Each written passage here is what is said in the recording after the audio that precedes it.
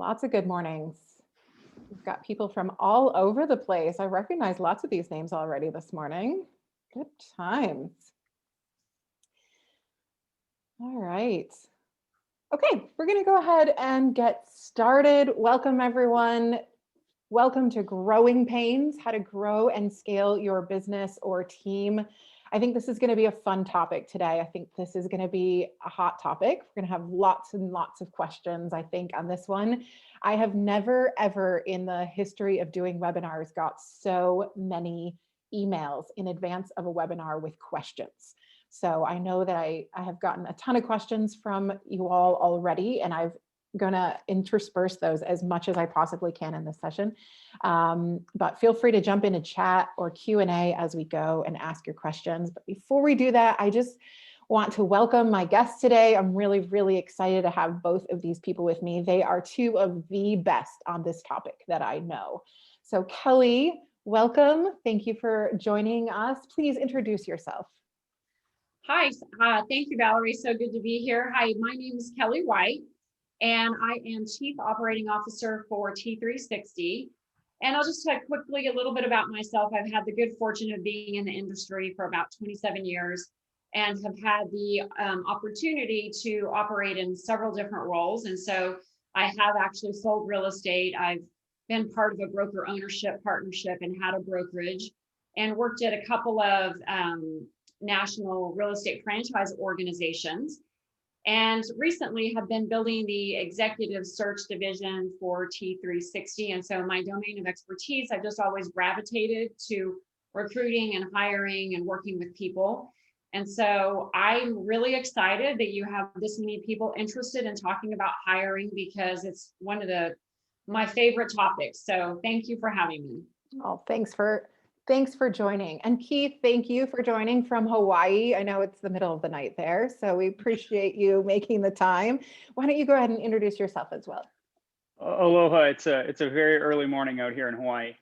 I'm Keith Roy. I'm a realtor in Vancouver, British Columbia, north of the border up in Canada. As some of you may know, Canada experiences a pretty extensive season called winter. And the camera's adding 10 pounds, but I'm actually pretty small and I don't like cold weather. So years ago, I built a business that has a great assistant, which I hired, and it allows me to take off for 2 to 3 months in the winter and head down to Hawaii. But I run a real estate practice in Vancouver, British Columbia. I have 2 licensed agents who work with me. Combined, we do about 100 million in volume. I have a couple licensed assistants that support us in that process, and I've been doing that now for 15 years. I love this topic of hiring because it's been a challenge for me. I've been sued before by an assistant. I've had to fire people. I've had the difficult circumstances, but I've also got a great team of individuals, and I figured out what works and what doesn't. And I'm looking to share some of that insight with you today. Awesome. Well, as we jump right in, I'm going to start. I like to always start with an audience poll. It lets us know a little bit about who our audience is and what your challenges are so that we can really speak to them. So I've just launched that poll. And so first question, do you have an assistant currently? Yes or no? Do you need to hire in 2021? Yes, not sure. No. And then lastly, what do you struggle with most right now? Is it what to delegate, where to find people, is it job descriptions, legal and taxes, pay structure, or what their roles and tasks should be? So if you are joining us on Zoom, please drop those answers in there. That lets us know sort of who you are. So Kelly and Keith, we're seeing far and away, lots of people saying they do not have an assistant. So most of our attendees wondering how to get that process started. Almost everybody's saying, yes, I need to hire in 2021. So they're in the right place. And then in the lead, the 2 things that are really standing out: where do I find great candidates and what should their roles and tasks be, followed by what do I pay them? So we're definitely going to cover those today. So I'm going to hide that poll. Actually, why don't I just show everybody the results? There we go. So you can see, don't have an assistant, definitely need to hire, and where do I find people and what should they be doing? So, all right, so we've got the right got the right people to answer those questions. So let's jump right in. And I'm going to let you guys get started. When should people hire an assistant? How does a team know when it's time to grow? What are your thoughts on that?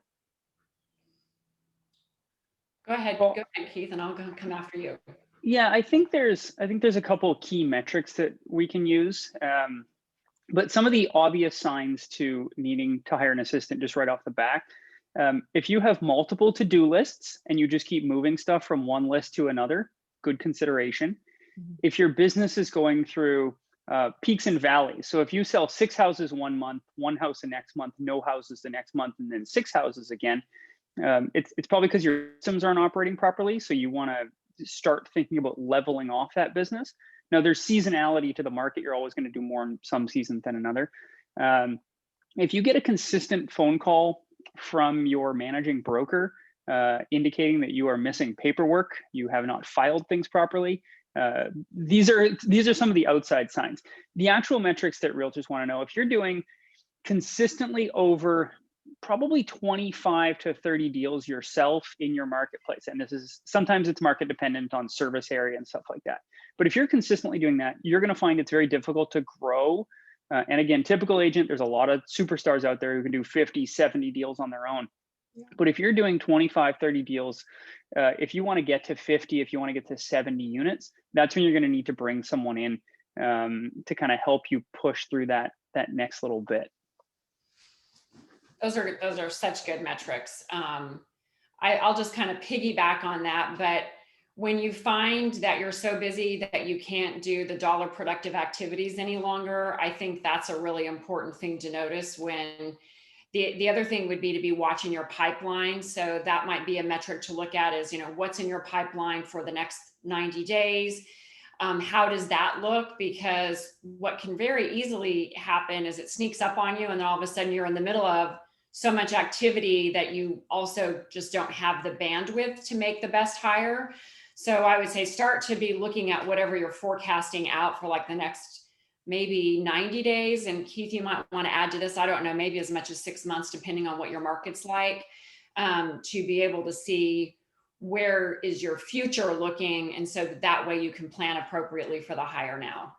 Here's the reality. Most agents will come through Christmas, and December 2020 was obviously a weird month given the year we had, but they'll come through December, they'll have had a quiet couple of weeks, and they'll be like, I don't need an assistant. I'm fine now. I'm good. I've recovered. And then they'll fire it up in the spring, and you'll start making some calls in January. That'll produce some appointments in February. That'll produce some closings in March. And all of a sudden you're running around and you've got the whole house is burning down and everything's on fire. And you just run out and you hire whoever has a pulse. And then you employ them for 3 to 6 months. And then you're like, oh, that's the wrong person. I don't need them. I'm not busy anymore. And if you think to your office of the agents who have hired assistants, you'll find that a lot of them keep hiring a new assistant every 3 or 6 months.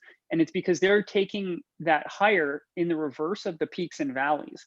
And they're worried about the salary and they're worried about the job description, but they're literally just hiring anybody with a pulse. So if you want to do this carefully and plan it out, smooth it out through the course of the year, think through the seasonality of your year and get ahead of your bad season. Even if you don't need someone today, you're going to need someone in March because you always do. So let's get that started now.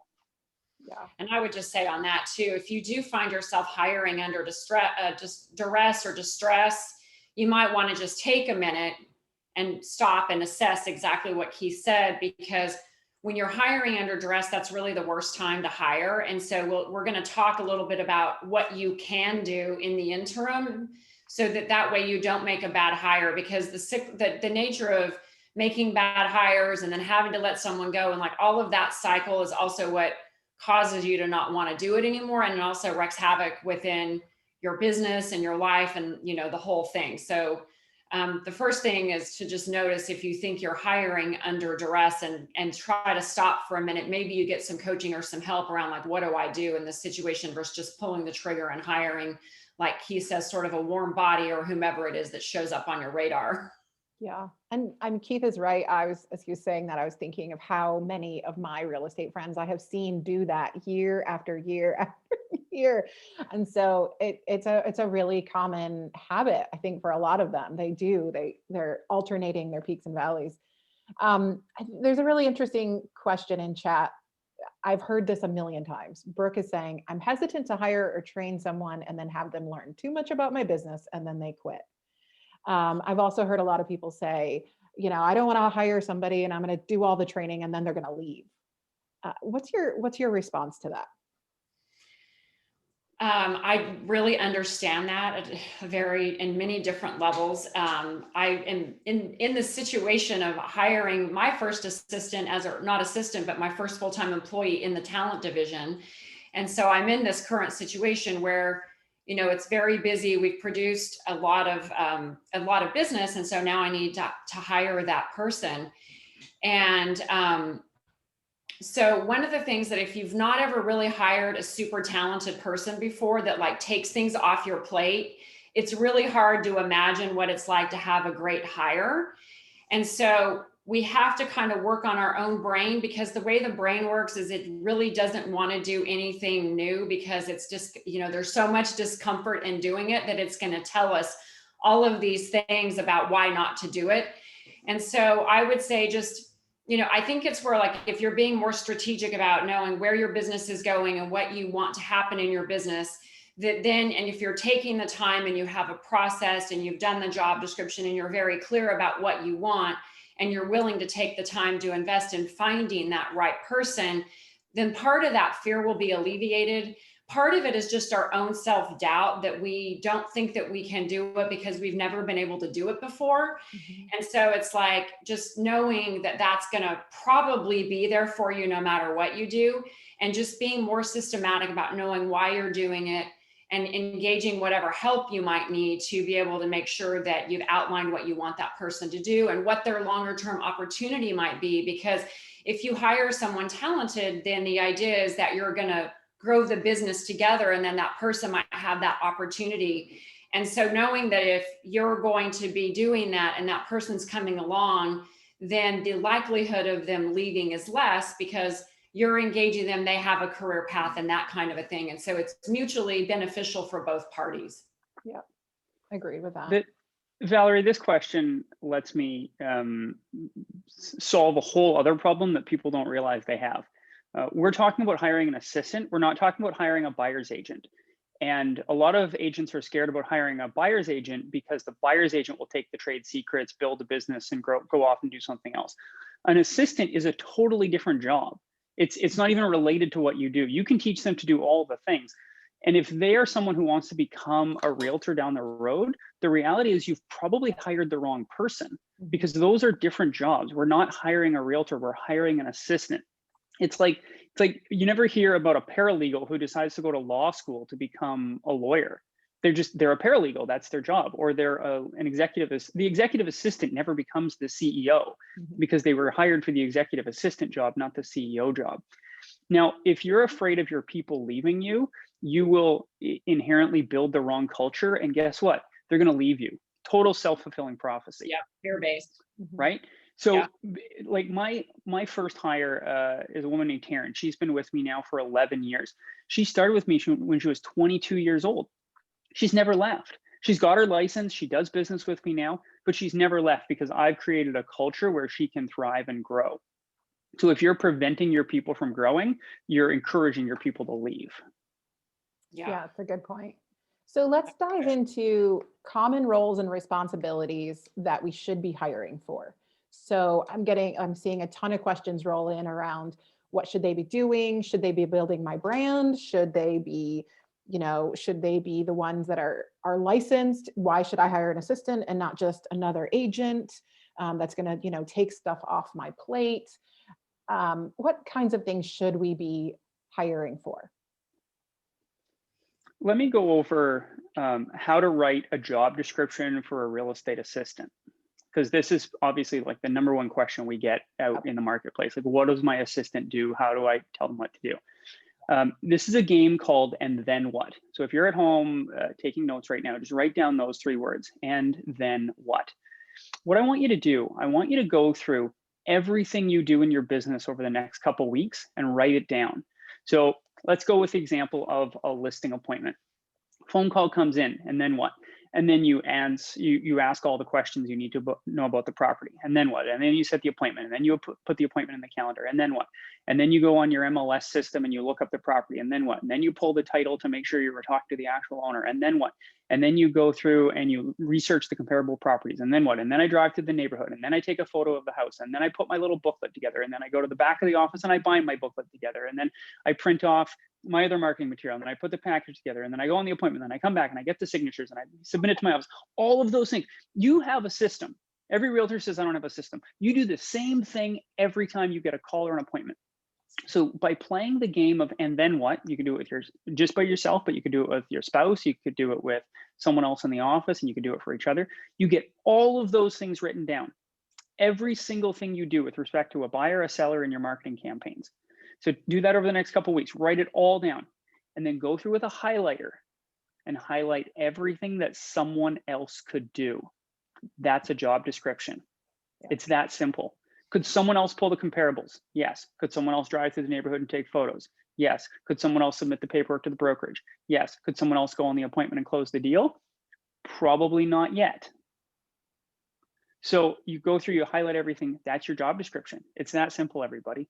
Because I can't give you my job description because you do something different than I do. And Kelly's assistant is going to do something different than you want your assistant to do. So you have to take your system and write it down, and that's your job description. That's great advice. I think the other rule of thumb that I would piggyback on that would be one of the reasons why people want to hire a buyer's agent first, but if you hire a buyer agent before you have your admin support, then what happens is your team has more business. You already have so much business that you can't support. When you hire a buyer's agent, then you're going to just get more business on top of that. So generally speaking, it's one of the places where I see that we kind of do it backwards, where you really need your admin or your operations, however you want to do it, support person before you hire your first buyer's agent. And it's very counterintuitive. So that's one place where you might consider thinking about your admin person first, even if it might be part-time, before you bring on your buyer's agent. And then to piggyback also, that's a great methodology, Keith, for doing that is, anything that you can get off your plate that is not either imperative to running the business or require, dollar productive activities, anything that can keep you in your revenue production flow, I would think of as trying to be able to offload to someone, whomever that someone is. And the more that you grow, the more that you're going to have to continue to do that. So the typical things we'd be looking at is your admin or your operations person. Depending on your business, you'll need obviously buyer's agent, maybe a listing coordinator, listing manager, inside sales associate. Like those are all of the different pieces that as you're growing your team, hires that you might want to consider. And so each of those will have a different job description. I used to love the saying, if you're not an admin, if you don't have an admin, then you are the admin. And so what's interesting is like what he's saying is all of those things that you're doing, eventually you can start to move on to another person that can do them for you as you continue to scale and grow. Yeah, absolutely. So lots of questions around licensed versus unlicensed. Tons and tons of people saying like, would it be better, again, if I just hire somebody licensed and split the responsibilities? Should they, should they be licensed in order, like, obviously there are some legal issues there around what's required, where they are. But let's talk about that in just a second. But let's start with, where should somebody search? Like all of these people are saying, like I advertised for licensed and I'm getting a bunch of unlicensed, or vice versa. Like where should people search? Where is the best place to start? This is Kelly's area of expertise. Oh, okay. I'm just going to sit here and take notes for this. No, I've got some comments, but I want to hear Kelly's stuff on this. I have opinions on this one too, so I'm going to let Kelly go first. Oh gosh, all the opinions. Okay. So my preference is to find somebody that somebody knows that they can tell me about, that I can then hire. Third-party recommendations to me are the most powerful. So I have a practice that I use, and I'll share with you. It's a little bit like Keith's, but it's called the who do you know who conversation. And so one of the things that I do is, first of all, write a job description. Happy to talk about what that looks like. But a job description and a candidate profile are important, because then when you talk to your network, you're going to reach out to, like what I do is I start a list of 25 to 50 people that I know that know people that might potentially know other people looking for work. I write their names down, or I put it in my Evernote or whatever. And then what I do is I reach out to them and I say, who do you know who? Or I'm looking for, let's just say my first admin.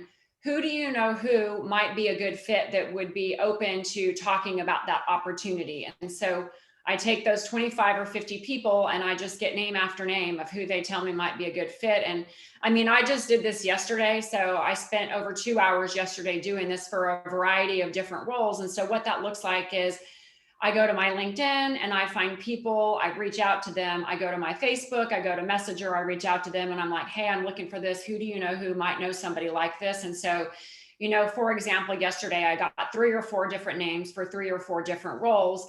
And then what I do is I reach out to them and I say, hey, you know, Valerie gave me your name. She said, I'm looking for this. She said, you might be interested in discussing it. Do you have 30 minutes next week where we might be able to talk? So that's a big part of what I do.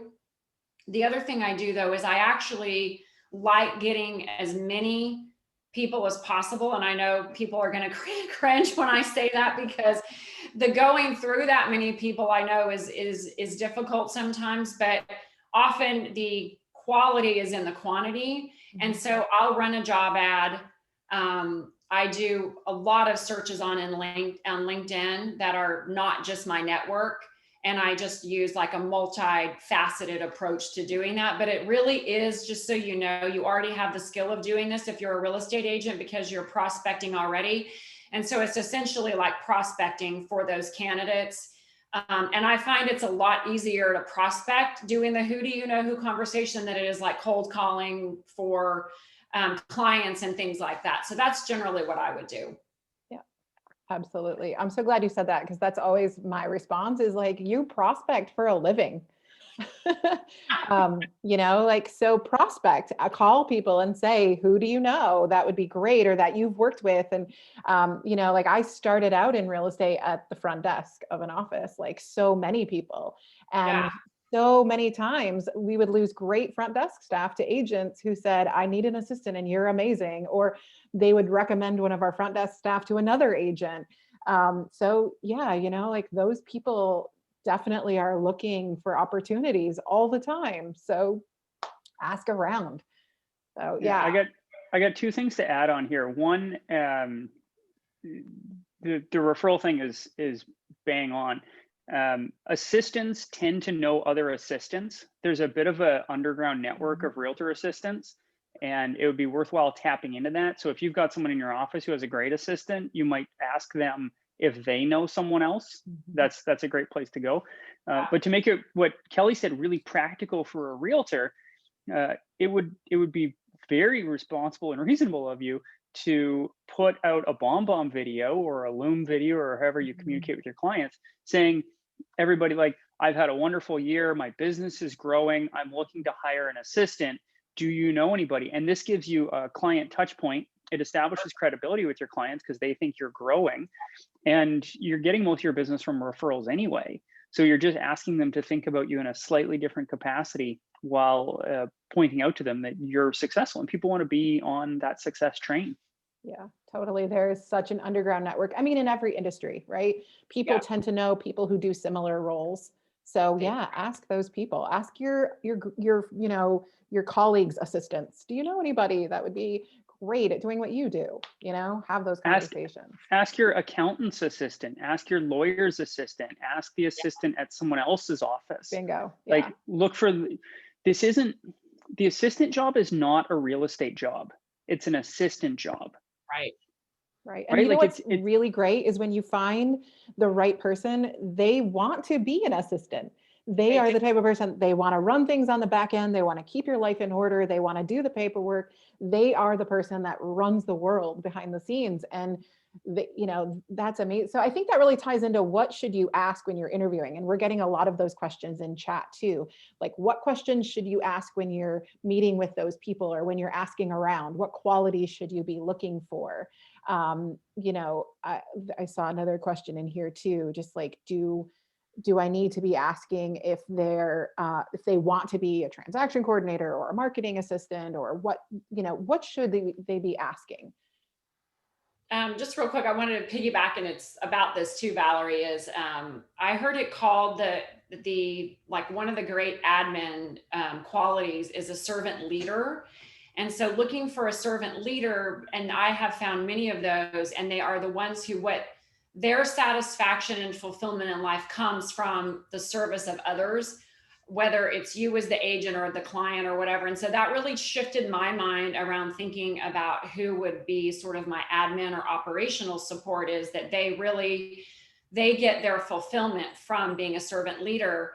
And so the other thing I'll say on this about I know I'm going ahead a little bit, but with the personality test or the behavioral profiles, one of the things that often we find with real estate agents that are building their team, and myself included, probably Keith, maybe you even, Valerie, is our natural behavioral style in terms of driving a business is very different than what a natural behavioral style would be for somebody who's going to be supporting us administratively.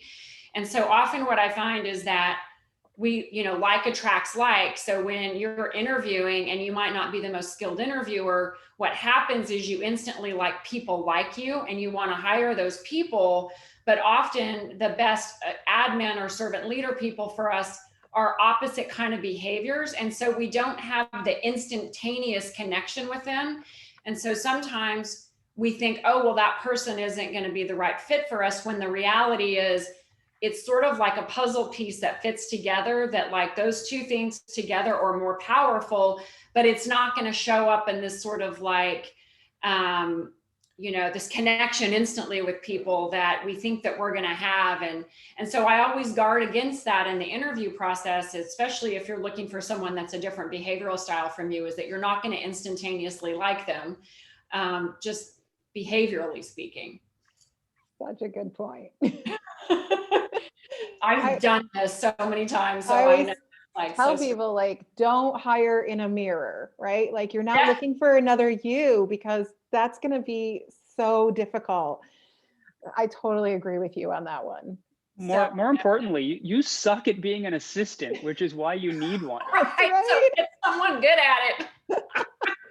I know, but it is, we think that nobody can do it as good as us, right? So yeah. Yeah, that's such a real thing that holds people back, is like, I can't delegate, and we'll get to that. So let's go back to licensed versus unlicensed, because still just seeing Valerie, we're rolling in, and I want to tie that into newbie or whether you hire somebody new and train them or hire somebody who's experienced. Sorry, Keith, go ahead. Yeah, I want to go back to your, like, they did have a question, what questions should I ask in an interview? Google that, right? Like, there's tons of possible questions you can ask in an interview. The most useful question I've ever developed in hiring someone, and it actually made my last hiring decision crystal clear, and it was, if I don't hire you, why do you think that would have been? Or why do you think that is? If I don't hire you, why didn't I hire you? And in the last time I did an interview, I had two candidates that it had been whittled down to for me to interview. And I hired the person who didn't answer this question well. The person who answered this question well said, well, it's probably because we didn't make a good enough connection. And I thought to myself, you know what? You're right.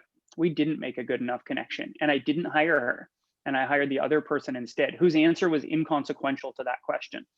But it might help you select. It might also help you, eliminate a candidate. So if I don't hire you, why do you think that is? That's a great question. I think the other thing with questioning, so to Keith's point about, like, there's a million questions that you could ask.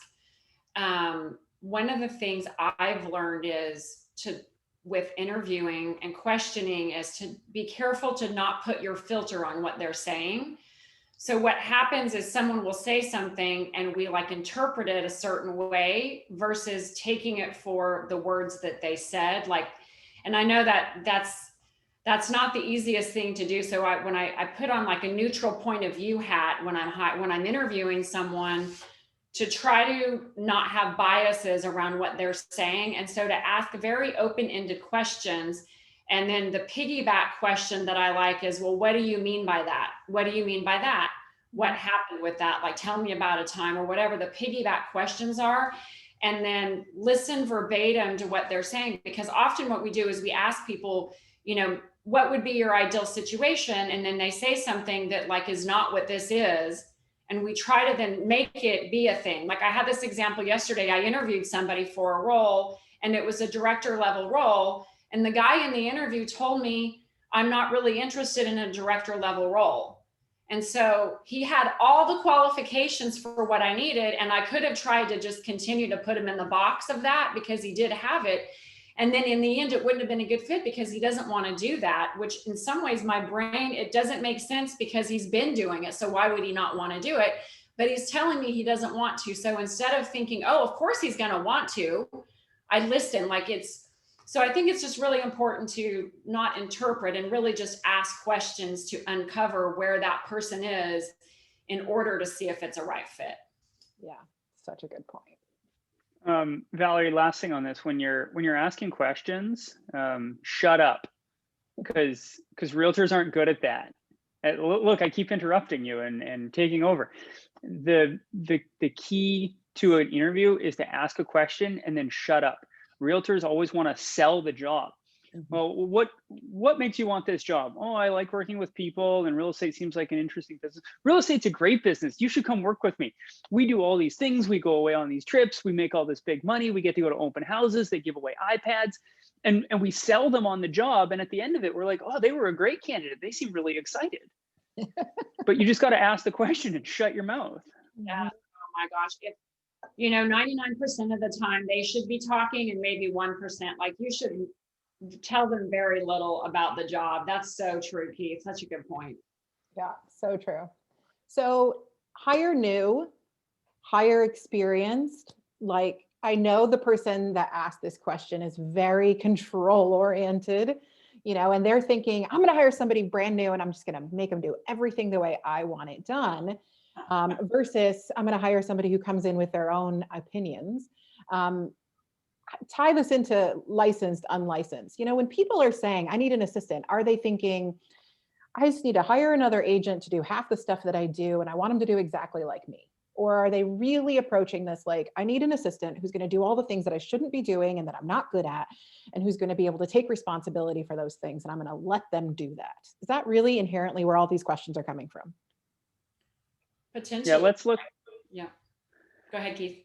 Okay, let's look at the talent pool. Are there more people in the world looking for full-time work or part-time work? I think we'd all agree that there's more people who prefer full-time work. Are there more people in the world who are licensed, or are there more people who are unlicensed? So if we want to increase our talent pool, a full-time unlicensed person gives us the greatest opportunity to hire someone. Mm-hmm.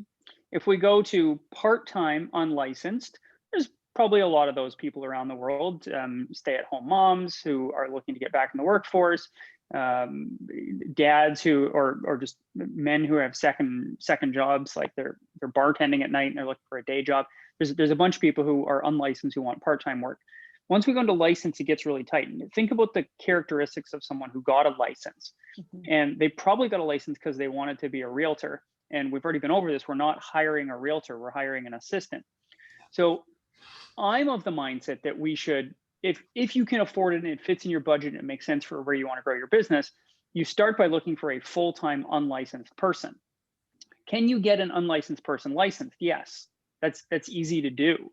I mean, you all have licenses. We all have licenses. It wasn't extremely difficult. We can get someone a license. So if you want the highest quality, best talent, full-time unlicensed is your option. If you don't quite have the budget or the growth pattern or the growth trajectory, maybe you want full-time unlicensed. and you can bring them in and get them licensed. But the characteristics of someone who got a license is probably not someone who is going to be in that assistant role. It's more realistically someone who tried to be a realtor, failed, and is now trying to still keep their foot in the real estate industry, but isn't wired to be an assistant. They're probably more likely wired to be a realtor. And this isn't, this isn't always the case, but if we're looking on average, talent pools are going to be bigger this way. Mm-hmm. I agree with Keith. In terms of your admin person, I would be thinking also like, what is your end goal with your business? You know, if you're happy exactly the way that it is and you just want to grow your own personal production and you need some support help, that's one thing.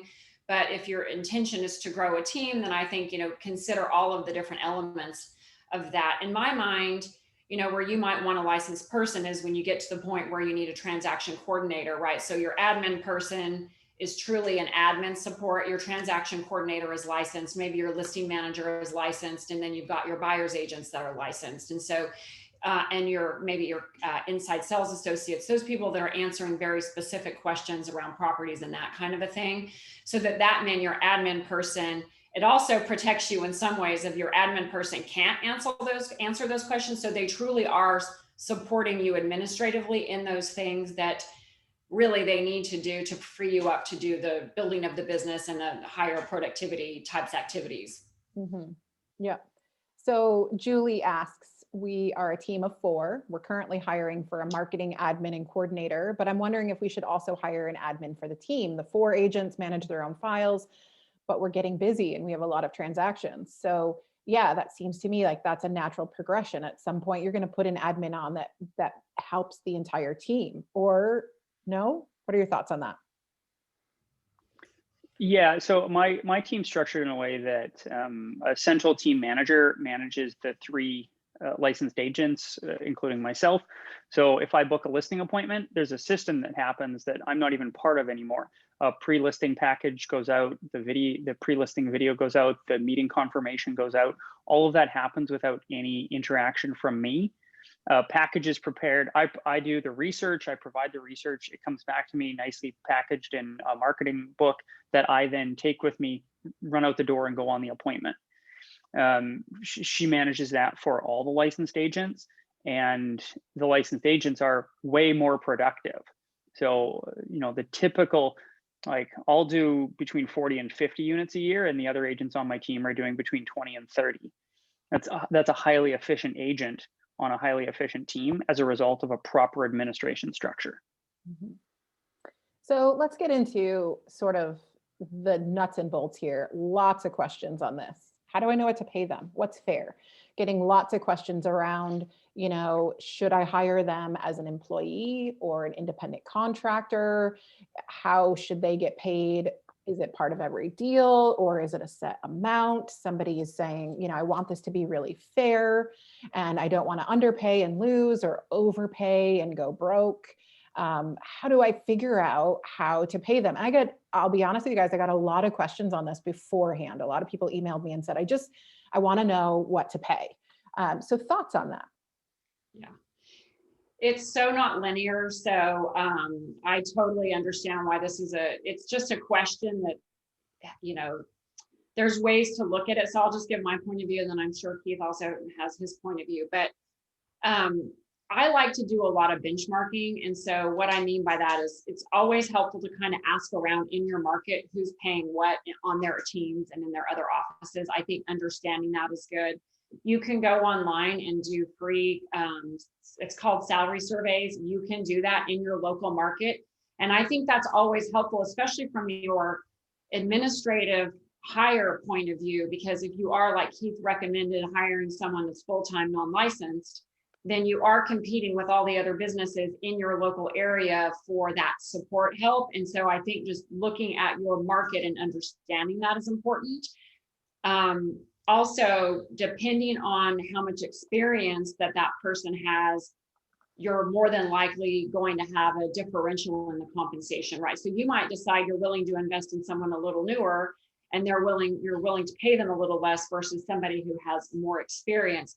And what's really interesting about this, I have found, is once you interview several different people for that role, and you find out, one of the questions that I ask is just, what is important for you as it relates to your compensation? People will tell you kind of what they're looking for in their comp. And after you've talked to several people, you really do get a sense of what the market is going to bear as it relates to paying someone. And I know that that is not like the most straightforward answer. So there's a little bit of research and a little bit of testing to understand what you might pay someone. Now, in terms of part-time or full-time, that's a whole nother different conversation that we could talk about. But Keith probably also has thoughts on the compensation piece.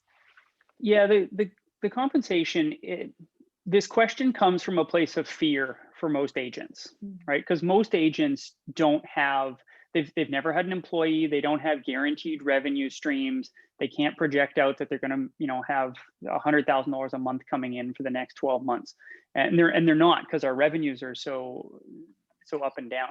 So because people are motivated by fear, we need to solve that problem first. And I think the best way to solve that problem is put aside somewhere between 6 and 12 months of salary for the person you're going to hire, and just put it in an account and say, that's my money that I'm using to pay my assistant. And then when you deal with your assistant, you're not operating from a place of fear, you're operating from a place of confidence. You have the ability to pay them next week, even if you don't have a closing. And you'll find that your relationship with your assistant is better. In terms of what to pay, I'm gonna give you some numbers, and then Valerie's got a slide in a bit here. So if you don't catch these, we will put these up again. The numbers that I believe you should be paying an assistant are 10% of your gross commission income. So this works in any market. And this is why I kind of came up with these numbers. Yeah, she's got them up here. So 10% of your gross commission income should be for the cost of administration. So this is the running of your lead generation system. This is the person who enters your database material, the person who sends out your mailers, the person who, Valerie, I'm not going to take a shot here, but you've got a problem with Realvolve and you have to phone in for servicing, and you just need to talk to someone, and it's going to take 20 to 40 minutes out of your day. That's your assistant who now does that. You don't make that call anymore. They deal with all of that. So that role is 10% of your gross commission income. And then the cost of servicing your deals, so the cost of coordinating the sign that goes up on the property, meeting the photographer, letting them in, coordinating the home staging, all of that is another 10% of your gross commission income. Now, some of this stuff you're still going to do, right? You're still going to go on the appointments. You're still going to negotiate the deals, but maybe you're not going to meet the stager. You're not going to meet the photographer. You're not going to put the signs up anymore. You're not going to put the marketing brochures together. This is the HR component of all of those things. So 10% is the cost of administration. 10% is the cost of servicing. So if we look in the reason this works in any market is because it's gross commission income based. So if you're in a small market in rural Wisconsin and your average commission is $5,000, it's going to be harder for you to hire an assistant than if you're in Miami-Dade and your average commission is $18,000 or $20,000. So you look at an agent doing $200,000 a year in gross commission. In Wisconsin, they're doing about 40 deals to make that happen. In Miami, they're maybe doing 18 or 20 deals. Well, you could probably not do that business without an assistant in Miami, which makes sense because you couldn't hire an assistant for $20,000 or $40,000 in Miami. It's going to cost you $60,000. So your business volume is going to have to be $600,000 or at least $300,000 to cover off both of those roles to hire that assistant. Whereas in rural Wisconsin, you could hire someone full-time and get away with paying them $25,000 or $30,000 a year. That salary works because the cost of living is lower in that environment. So if we translate this across different markets, those are two metrics you can work with. Now, if you have an assistant, and 30% of our viewership does, if you have an assistant, you might be underpaying your assistant based on these numbers, in which case you either need to probably raise the salary before you lose them, or maybe you have room in your budget to hire a second assistant because your assistant might just be overworked. They might be properly paid, but they might be overworked. And you could pay them more, but they still can't do more work. So this could mean that you have two assistants. So if you're running $1 million business, I look at it and you should say you should have about $150,000 to $200,000 in salaries for administrative support. and you check, you kind of look through it all, depending on your market, that'll make sense. Yeah. That's great. Excellent. And I think that really answers, I think we've gotten a ton of questions around, just give me a dollar amount. Yeah. Like, just tell me how much. And it's so different. We have people on this call from all over North America. And, it's really going to be arbitrary based on the business, the market that you're in. But I think these are a really good starting point for you to understand and also be able to scale. So thank you for that. So let's go on to probably one of the other top questions that we keep getting here. Like, why can't I just get a virtual assistant? Do I need to have somebody? Do they have to be in person? I think we talked a little bit about part-time, full-time, but can they be remote? I've got a quote here from someone who messaged me beforehand that said, I had a VA once. They were in the Philippines and they worked my database and I got nothing out of it. So that whole like hire somebody to work your database just doesn't work. So can we talk about this for a minute? And again, like in chat, we're getting a ton of questions on like, should I outsource? Should I get a VA? Should I just get a transaction coordinator that I can share with somebody? What are your thoughts on this? Kelly, I'll let you dive into this one first. Yeah, absolutely. So the good news is I think we've all gotten used to more remote work. So, that has helped that we now more have skill around that than we did in the past, being, under a challenge to do so. I think that I have used a variety of different types of outsourcing myself and have had a lot of success with it. But what I would just say is where I think that the process breaks down is that we think that outsourcing means we just go and hire someone and they're going to literally know what to do. And so that's where the breakdown is. What I have found is if you're going to outsource, it still does require that you have a description of what you want them to do, that you know what you want them to do, that you interview people in that process, right? So, I've used Upwork before and I've had great success with it, but I don't just go to the first person who shows up and hire them, right? Like you still have to go through a process of vetting out who that person is, what you're going to have them do, and then also training them. Mm-hmm. And so that's more general as it relates to just outsourcing is I think where it breaks down is we don't follow a process. You're still going to have to be very involved with that person if you hire them either outsourced or remote or whatever the case might be. But I think that there's a lot of advantages to outsource or contract work. I mean, I'm currently in a situation where I'm making a long-term hire and I need support help right now. So I've hired someone for 90 days as a contractor to help me specifically do a specific thing. Mm-hmm. And it's the reason that I'm doing it that way is if I don't do that, then what I'm going to do is hire under duress, and which means I'm not going to follow my process to make that key hire. So I think it's important.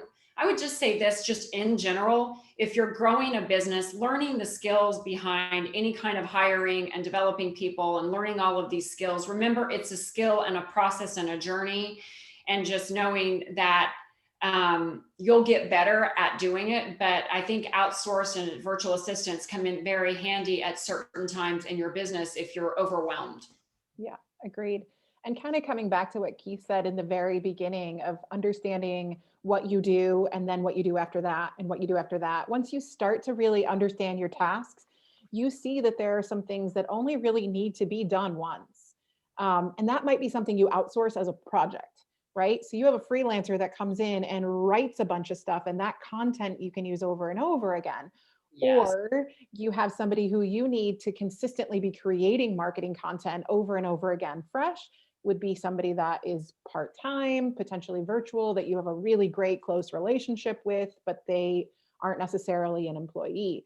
So really understanding the tasks that have to be done and what the outcome looks like helps you decide. I know we still have tons of questions coming in around, do I outsource? Do I get somebody employee full-time? Do I get somebody licensed?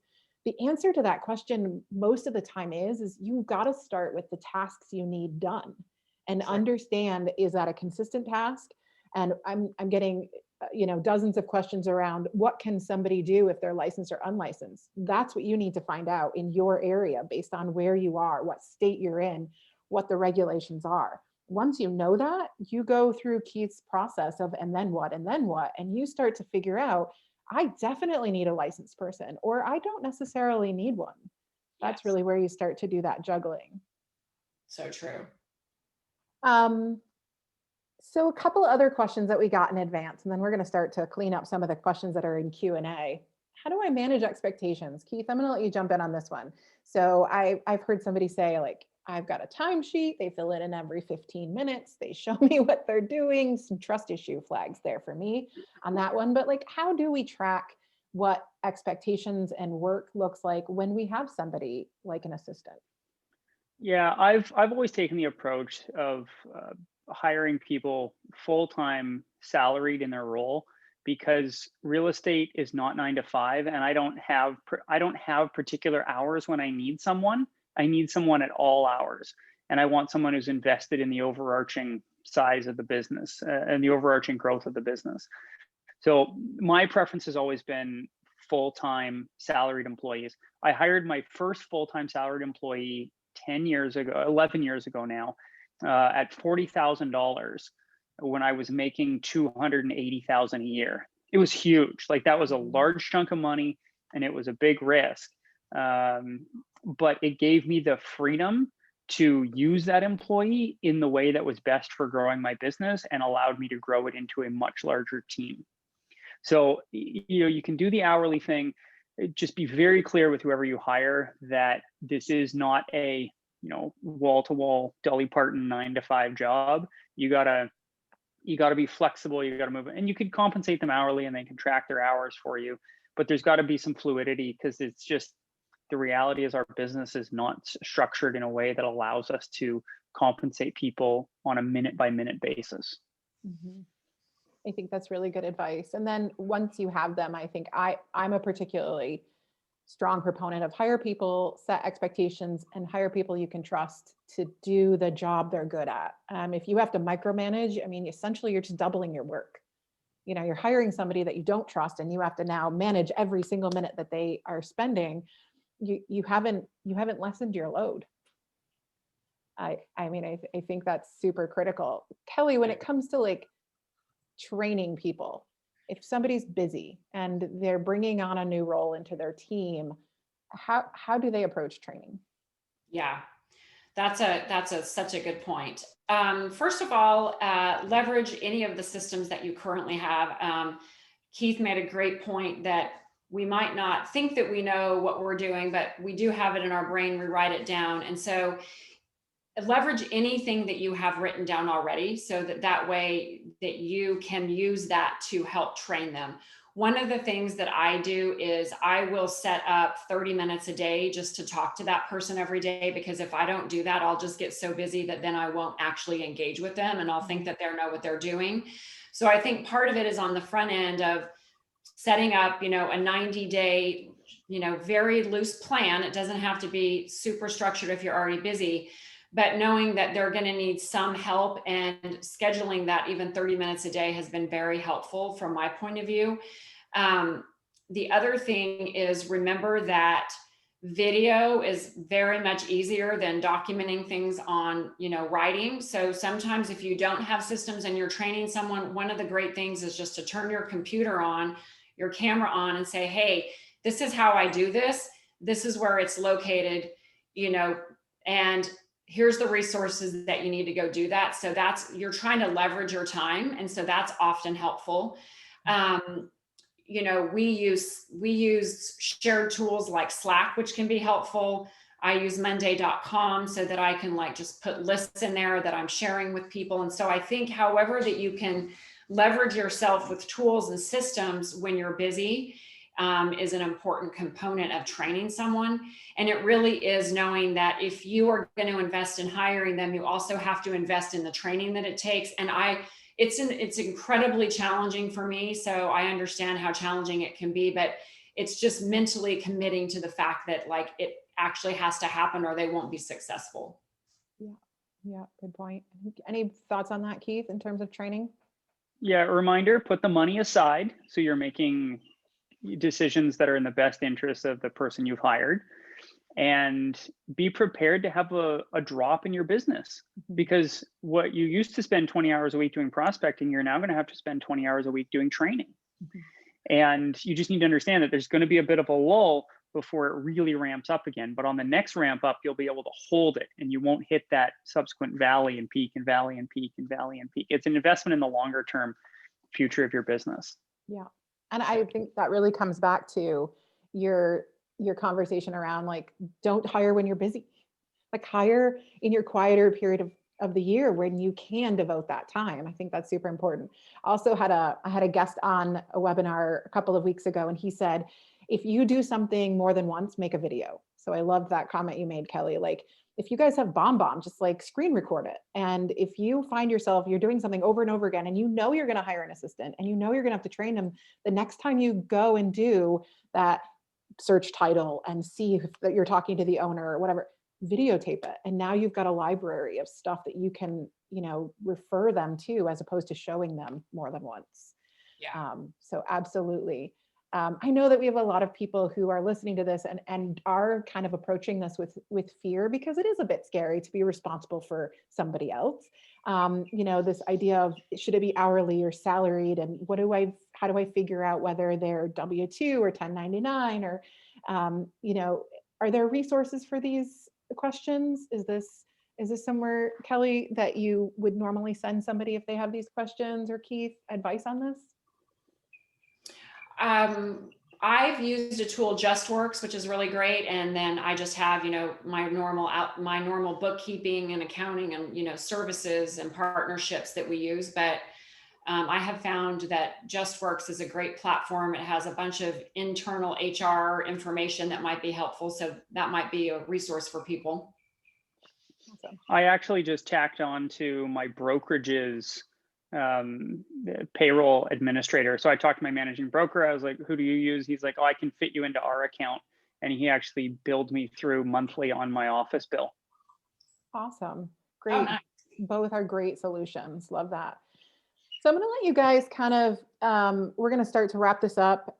Best advice for people who need to hire this year. Do you have any resources or tools that you can offer? I know we have lots and lots of questions that we haven't gotten to, and some of them, they're super specific on their situation. Are either of you available, or could you recommend anyone who might consult on hiring? I'll let Kelly, you go first. Yes, I am happy to talk to anyone and help you figure out what the next best step is for you. We have several programs at T360 that might be helpful. So, I'm Kelly at T360.com, or you can also go to T3talent.com. That's our talent website. But I'm happy to field questions and see if there's any available resources that we currently have that we could offer to you if it's the right fit. Awesome. And Keith, best advice or resources or tools? It's still early January, so start writing down everything you do. Build your system. You document your system because you've already built it. Highlight what you need someone else to do. Then start that process. In terms of outsourcing resources, you can reach out to Kelly. You can reach out to me. We can. People are going to have really specific issues beyond the generalities that we went through today, so we can we can help that way. Awesome. Well, I'm going to have one last question for you guys here at the end, but before that, for those of you that are listening, we can help you as well. Here at Realvolve and Firepoint, this is one of the things that we do, is we help you figure out how to automate and how to delegate. And if you're running your business off of a bunch of Excel spreadsheets or a bunch of sticky notes, it's January, like Keith said, it is time to get some systems in place.